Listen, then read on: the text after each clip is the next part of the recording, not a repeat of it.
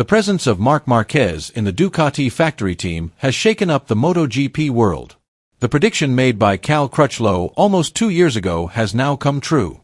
Crutchlow, who has been watching Marquez's performance on Honda, once stated that if the world champion gets the chance to ride a Ducati, other riders should not come to the track. Words that were once considered speculative have now been proven true after Marquez dominated the opening series in Thailand and repeated his prowess in Argentina. What was Crutchlow predicting about Marc Marquez? Let's discuss. Crutchlow, a former Honda satellite rider who spent 4 years with the team, is back in the spotlight after his prediction about Marc Marquez proved accurate. As a rider who has had access to Marquez's performance data for years, Crutchlow is well aware of how the 8-time world champion is able to dominate the track. On a number of occasions, Crutchlow has stressed that Marquez's success in MotoGP is not just down to the superiority of a Honda bike, but rather to the extraordinary talent that the Spanish rider possesses. In 2023, Crutchlow stated, "I always say that when Marc rides a Ducati, the others shouldn't ride. I know what he does, I understand it, but I can't do it. The talent he has is unbelievable." The statement was initially considered an exaggeration by some, especially considering that Honda were still one of the top teams in MotoGP at the time. As time has gone on, however, Crutchlow's words have been increasingly borne out.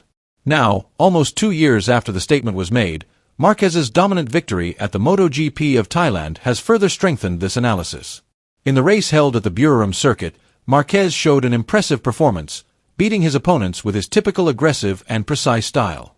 His speed, endurance, and courage in controlling the bike in a variety of track conditions proved once again that he is a rider of exceptional ability regardless of the bike he rides. Former British Superbike champion and TNT sports analyst Neil Hodgson also weighed in. "When Cal says something with full conviction, you have to believe it.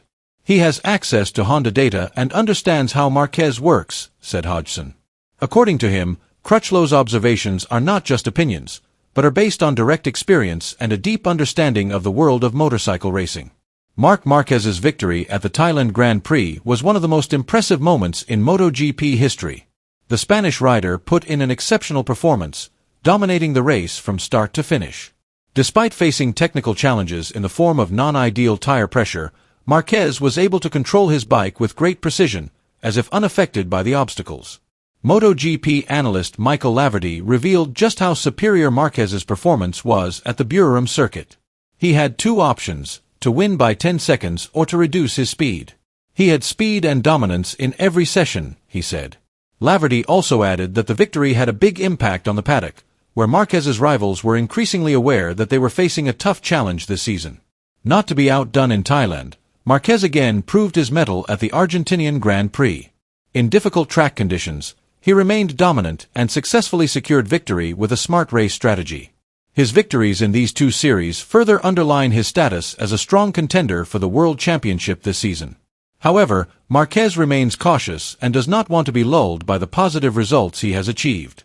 He is aware that the competition in MotoGP is fierce and that there are still many races to go that can make a big difference to the standings. "We have worked hard, but the season is still long.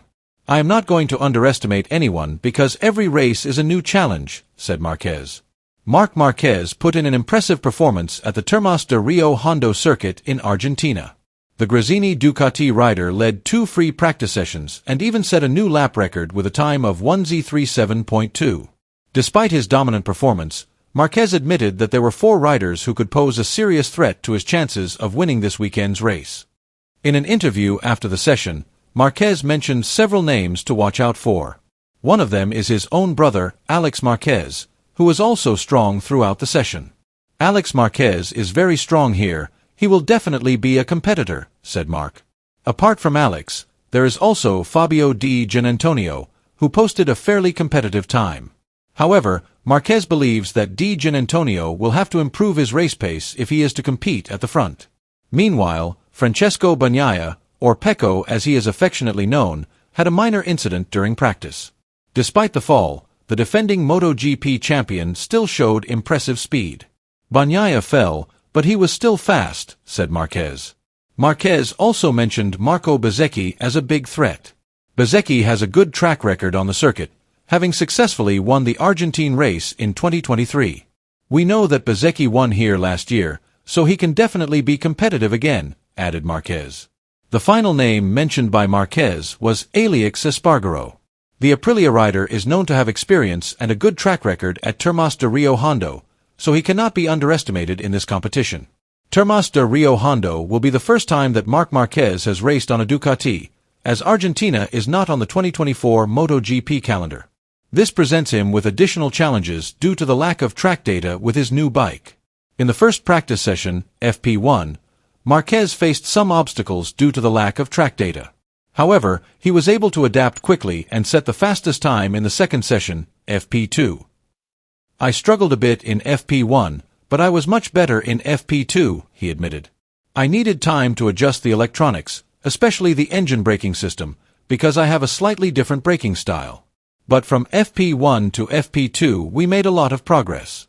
When asked about his performance in practice, Marquez insisted that what was more important to him was not the lap record he set, but consistent race pace. Race pace. That's more important, said Marquez. Time attack is special, but the main thing is to start on the front row. That's the main goal. Defending champion Francesco Bagnaia crashed at turn 2 in Friday's practice session, almost missing out on an automatic Q2 spot. Watching his position drop from the sidelines, Bagnaia eventually managed to qualify in 10th place. I almost saw myself out of Q2, it would have been a disaster, said Bagnaia. But I'm happy because the feeling was much better in the afternoon session. We made a big step forward in terms of setting up the bike. After finishing third in Thailand, Bagnaia felt the pressure to keep up with Marquez. However, with the grip levels constantly changing, he was still optimistic. The grip on the track changed very quickly. At the end of the session, the grip was much better. I think this trend will continue throughout the weekend, he explained. In the sprint race and the main race, the best laps will come in the final laps. When asked if he was ready to compete with Marc and Alex Marquez, Bagnaia confidently replied, I'm ready to fight. Whoever the opponent is, I'm ready. One of the biggest surprises in Argentina was Fabio Di Giannantonio, who finished second in Friday's practice session between the Marquez brothers. Even though he is still recovering from a rather serious shoulder injury. We worked very well with the team during practice, said Di Giannantonio. Every session we continue to improve the bike. I only had one last chance to get the best time, so I tried to relax and find the best rhythm. Despite his improving form, Di Giannantonio admitted that his shoulder is still not fully recovered. My shoulder is still not 100%. Sometimes it still bothers me when I ride, but I try to concentrate on being fast. Franco Morbidelli, fourth in Thailand, struggled in Argentina. He failed to break into the top 10 and had to struggle through the first qualifying session, Q1. I didn't feel comfortable in the fast corners, admitted Morbidelli. But I was close to Q2. Tomorrow the fight for Q2 will be very close, but I trust my team. But for now, Marquez seems unstoppable. His rivals will have to find a way to challenge him before it's too late. What do you think? Will Marquez continue to dominate this season? Leave your comments below.